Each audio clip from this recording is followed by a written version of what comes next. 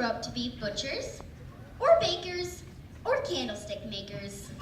Some will only be really good at making jelly salad. One way or another, though, every human being is unique. For better or for worse. Harry and Zinnia Wormwood lived in a very nice house, in a very nice neighborhood. But they were not very nice people. Harry was a crooked car salesman, and Zinnia was a vain gambler.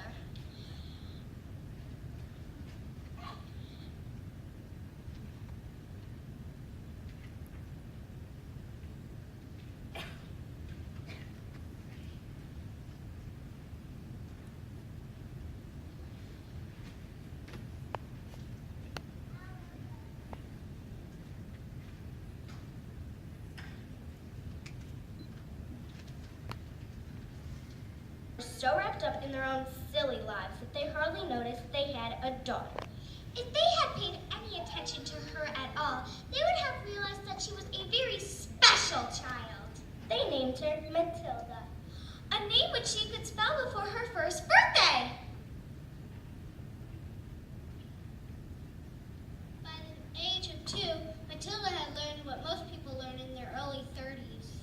how to take care of herself. When Matilda was 4, she had read every magazine in the house. And soon after was the proud owner of her very first library card. When Matilda turned 6, she begged her parents to let her go to school. The Wormwoods thought that school would distract Matilda from the more important things. Like signing packages while everyone else was away. Watching television. Matilda was being punished daily for being intelligent, eager to learn, and just different. So she turned to books.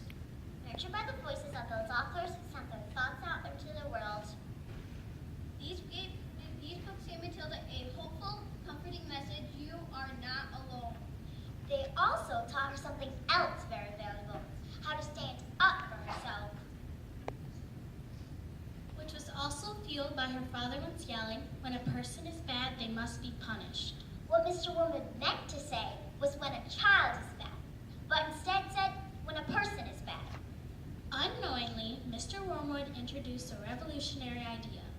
The idea that children could punish their parents. Which was exactly what Matilda did.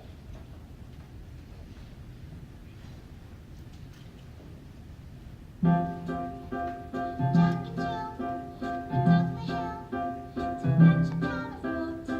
So they say, since the metaphor was inevitable, the medicine's chance they were written that way.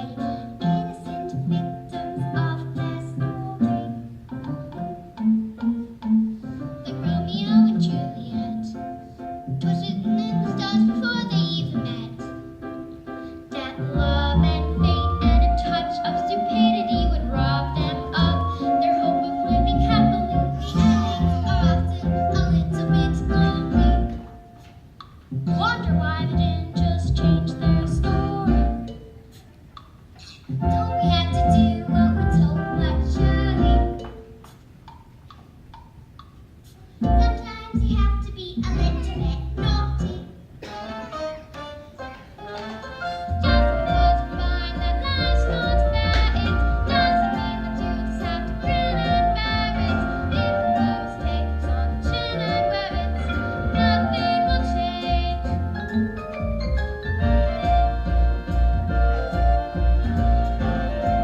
This life doesn't stop you, notices around, it won't stop you. Might as well be saying, you think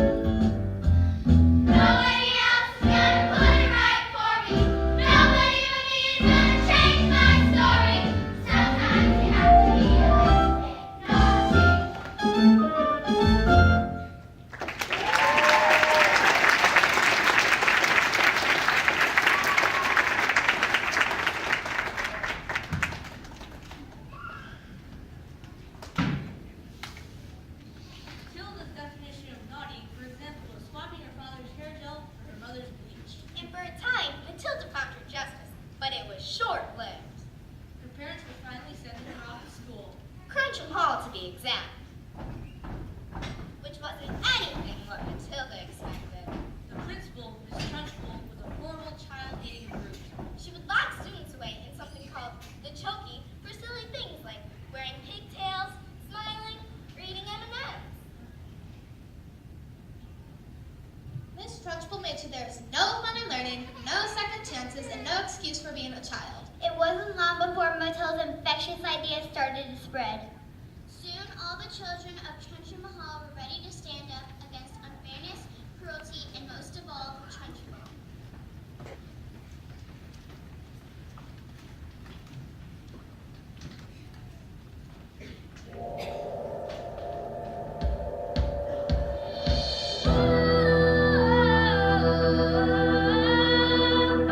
Never again will she get the best of me. Never again will she take away my freedom. And we won't forget the day we fought for the right to be a little bit naughty. Never again a chokey or slip. Never again a be bullied and never again a dowdy with one who says a miracle. Never again will we live behind bars. Now that we are revolting children living in revolting times. We sing revolting songs, you sing revolting rhymes. We'll be revolting children till our revolting sun. And we'll have Trunchbull bolting, we're revolting. We are revolting children living in revolting times. We sing revolting songs, you sing revolting rhymes. We'll be revolting children till our revolting sun. And we'll have Trunchbull bolting, we're revolting. We will become a screaming horde. Ha! Take out your hockey stick and use it as a sword. Never again will we be ignored. We'll find out where the chalk is on. And draw rude pictures on the board. It's not insulting. We're revolting. We never see how we like. If the left is wrong, one is right. Everywhere they know what we want. Stay inside the lines. We just stay at the same time. There's nothing that Trunchbull can do. You didn't think you pushed us too far. It's not going back now. We R-E-V-O-L-T-I-N. C-S-I-N-G. U-S-I-N-G. We'll be R-E-V-O-L-T-I-N-G. It is too LA for you. We are revolting children in revolting times. We sing revolting songs. You sing revolting rhymes. We'll be revolting children till our revolting sun. It is too LA for you. We are revolting children in revolting times. We sing revolting songs. You sing revolting rhymes. We'll be revolting children till our revolting sun. It is too LA for you. We are revolting.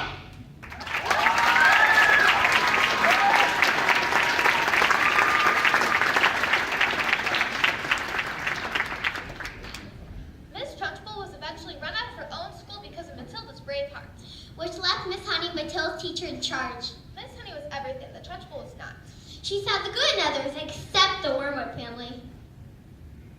Miss Honey saw Matilda's potential and was inspired by her fighting spirit. Miss Honey made a stand of her own and asked to adopt Matilda. Harry and Zinner, who were on the lam at this point, decided to make the decision fairly simple. For the first time in ever, Miss Honey made the Wormwoods finally did something kind for Matilda. They let her go Matilda Wormwood then became Matilda Honey. and lived a life filled with discovery and love. You know, Matilda could have accepted her life as an outcast. Been abused, lonely, and forgotten. She could have held her tongue. She stayed silent, ignored injustice, and tried to fit in. But instead, Matilda did not let her uncontrollable beginning define her very possible happy ending. There's a lot of things you have to do when you grow up, so why make being unhappy one of them? Treat people with kindness. Stand up for what's right. And above all, don't be afraid to be who you were created to be, no matter how old you are.